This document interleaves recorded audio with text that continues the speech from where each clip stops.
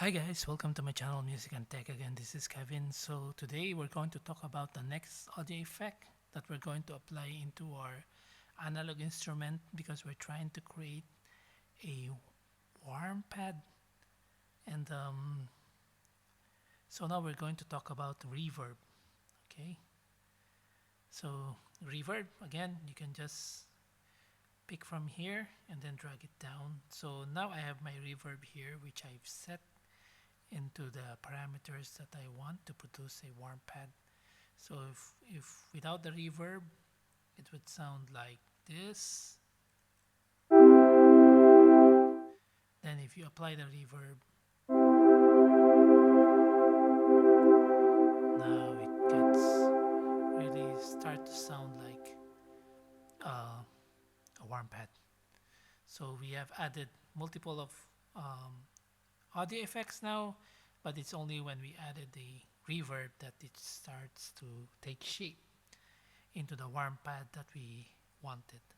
So again, let's try to create. So instead of so we would adjust the settings. So again, I would drag this reverb here. So now we have two reverbs. I would switch this off. So without the adjustment, it would sound like this.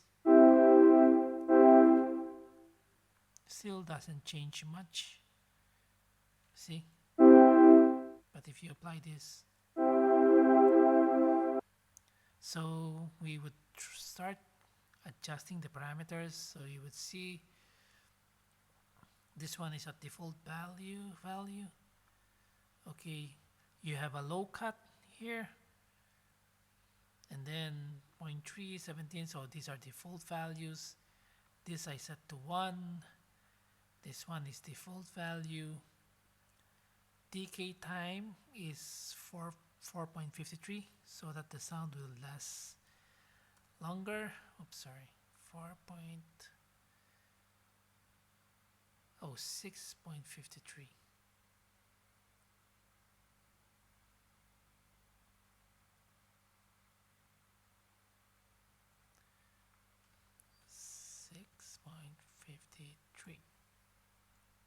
No. Yeah. And then I made a mistake. This one should be 120, not 100. Density default. Scale is the same. Dry wet is at 80%. So here we are adjusting a lot when compared to the previous audio effects. And then I think that's about it. This one is high. No change. Yeah. So if I switch this off, now it sounds the same. Okay. So what is reverb audio effect?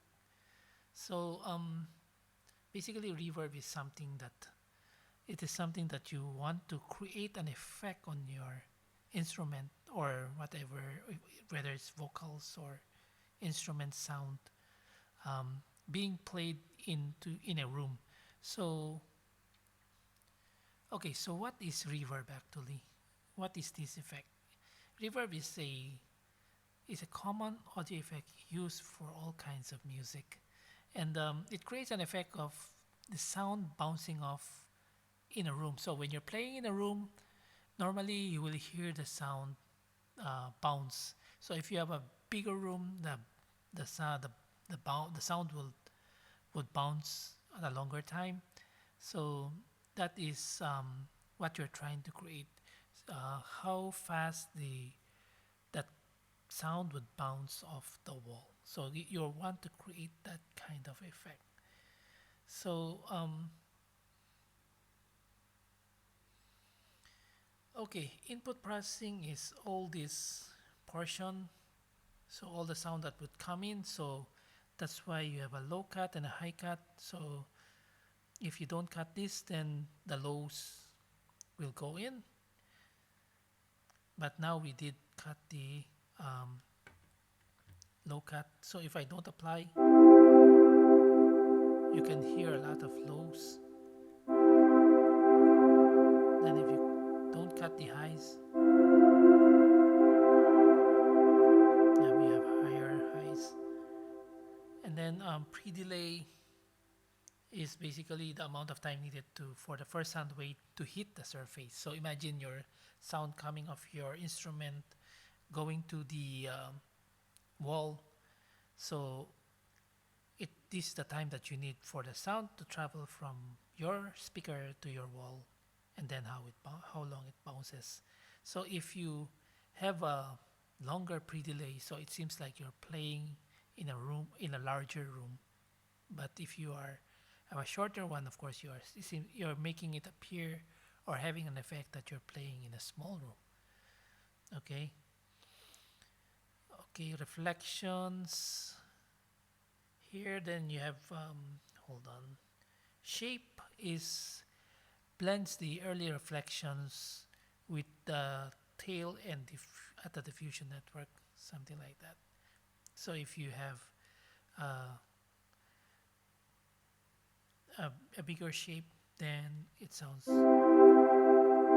more diffused. But if you put it to 0, I don't know if you can hear that quite clearly. But in my headset, yes, I can hear that. And then, of course, stereo, how much of the reverb is coming from both sides. So you're trying to have an impression that the sound is bouncing off on both sides of the hole or something. So if you reduce it,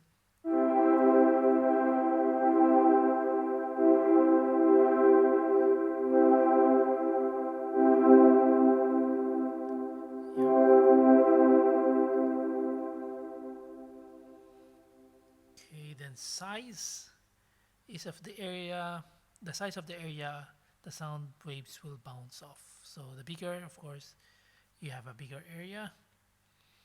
So if you reduce this,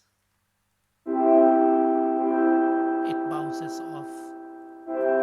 The sound bounces off quite fast.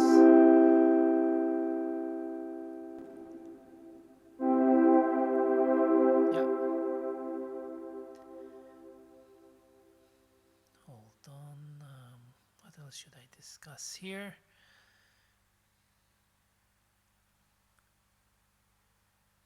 Okay, reflect.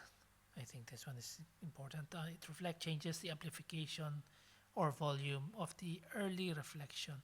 So the more that you increase this thing, the earlier reflection will be amplified. So meaning say the earlier sounds.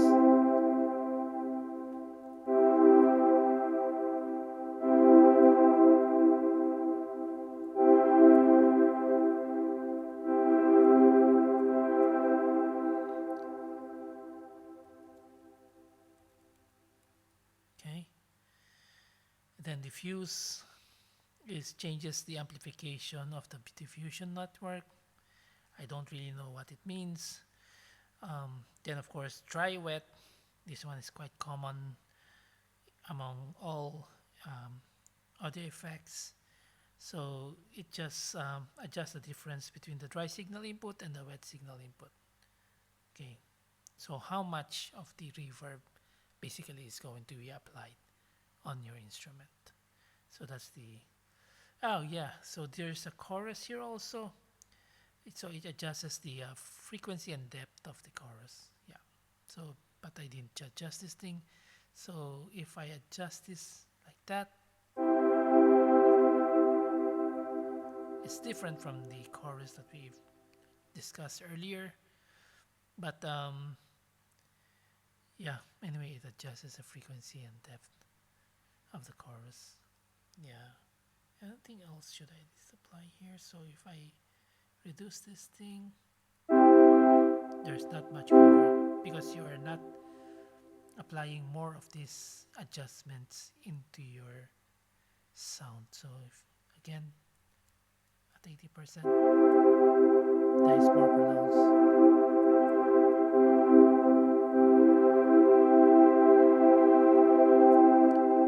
but we're starting to get there to the warm pads that I wanted to achieve. Yeah. So yeah, I think that's it for Reverb. I hope that you learned something today, and then if you like this video, please click like, and then if you want to see my other videos, please click subscribe. Again, thank you so much. Have a good day and bye.